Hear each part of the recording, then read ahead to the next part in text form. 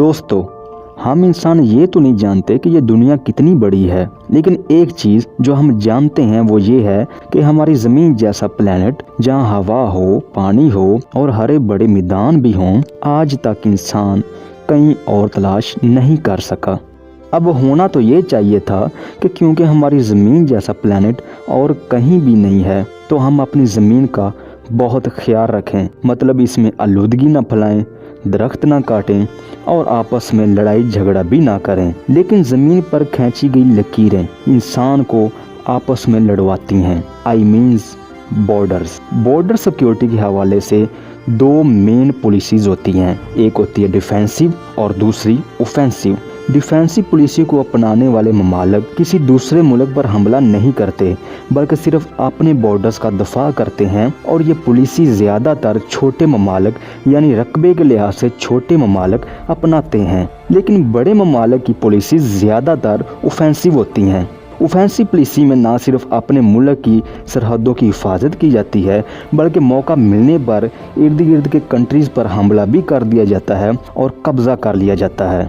World war 2 में Hitler की जो पॉलिसी थी वो ऑफेंसिव थी, जो सारे यूरोप पर कब्जा करना चाहता था। लेकिन दूसरी तरफ यूके यानी यूनाइटेड किंगडम इस कंडीशन में था कि उसे अपनी सरहदों को बचाना था, मतलब अपने वजूद को कायम रखना था। बॉर्डर्स पॉलिसी चाहे ऑफेंसिव हो या डिफेंसिव, ये दोनों ही एक रेस को जन्म देती हैं, द रेस ऑफ वेपन्स। और अगर ये वेपन्स एक बार चल गए तो अपने साथ बहुत बड़ी तबाही लाएंगे। अब सवाल ये है कि तबाही आने में कितना वक्त बाकी है। और फिर यहाँ पर एंट्री होती है डोम्सडे क्लॉक की।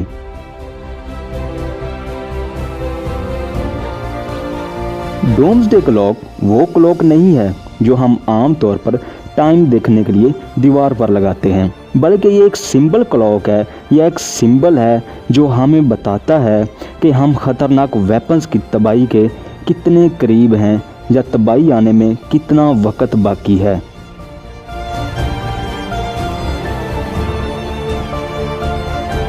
अगर हमें एक सिंगल इवेंट सिलेक्ट करना हो जिसने सब कुछ तब्दील करके रख दिया, तो वो वर्ल्ड वार 2 ही है। नागासाकी और हिरोशिमा पर एटॉमिक बम गिरे, यूएसएसआर ने न्यूक्लियर टेस्ट किए, कोल्ड वार का एरा शुरू हुआ। ये एक नया दौर था जब हम थर्ड इंडस्ट्रियल रेवोल्यूशन में कदम रख रहे थे। हर चीज़ टेक्निकल वर्क कर रही थी और न्यूक्लियर एनर्जी का जन्म हो रहा था और ताकतवर ममालिक ने एटॉमिक वेपन्स बनाने शुरू कर दिए थे। इस रेस में सबसे पहले अमेरिका यानी यूएसए ने एटॉमिक टेस्ट किए। इसके बाद यूएसएसआर, चाइना, फ्रांस और फिर यूके यानी यूनाइटेड किंगडम भी इस एटॉमिक रेस में शुरू हो गया।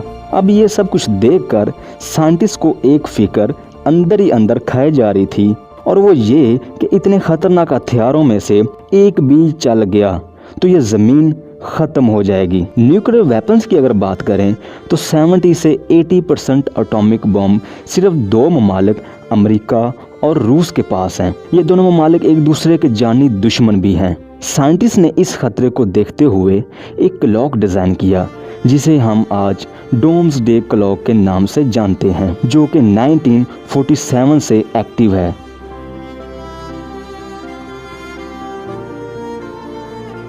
1947 में बुलेटिन ऑफ एटॉमिक साइंटिस्ट, जिसको BAS यानी बास भी कहा जाता है, के तहत साइंटिस्ट को एक टास्क दिया गया कि वो कुछ ऐसा डिजाइन करें जिससे दुनिया को पता चलता रहे कि वो एटॉमिक अटैक या तबाही के कितने करीब पहुंच गए हैं। लेकिन जैसे जैसे वक्त आगे बढ़ता जा रहा है, नई नई चीजें सामने आती जा रही हैं, जैसा कि ग्लोबल वार्मिंग और क्लाइमेट चेंज। अब एटॉमिक अटैक के साथ साथ ये भी इंसानी वजूद के लिए एक बहुत बड़ा खतरा है।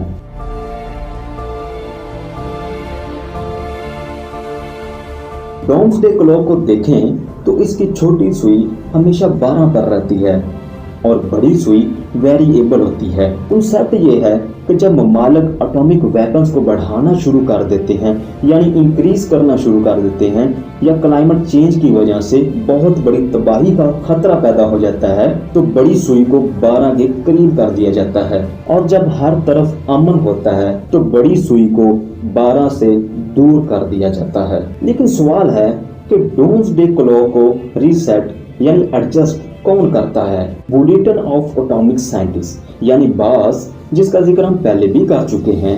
इसमें दुनिया के टॉप साइंटिस्ट को चुना जाता है और ये टॉप साइंटिस्ट सर जोड़कर बैठते हैं और जायजा लेते हैं कि क्या हथियारों का जखीरा बढ़ रहा है या कम हो रहा है। ग्लोबल वार्मिंग की सूरत हाल को देखा जाता है। अगर तो इनमें बेतहाशा इजाफा हो रहा है तो मतलब खतरा बढ़ चुका है और बड़ी सुई को रिसेट करके 12 के करीब लाया जाता है।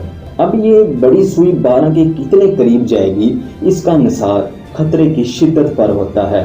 दोस्तों, मुख्तसर ये कि डूम्सडे क्लॉक एक सिंबॉलिक क्लॉक है जो कि बास यानी बुलेटिन ऑफ एटॉमिक साइंटिस्ट के अंदर काम करने वाले साइंटिस्ट चलाते हैं, यानी इसे रिसेट करते हैं, इसे कंट्रोल करते हैं और तबाही से पहले ज़मीन पर रहने वाले इंसानों को आगाह करते हैं कि बाज आ जाओ, नहीं तो तुम्हारी आपस की लड़ाइयाँ खुद तुमको हमेशा हमेशा के लिए ख़त्म कर देंगी।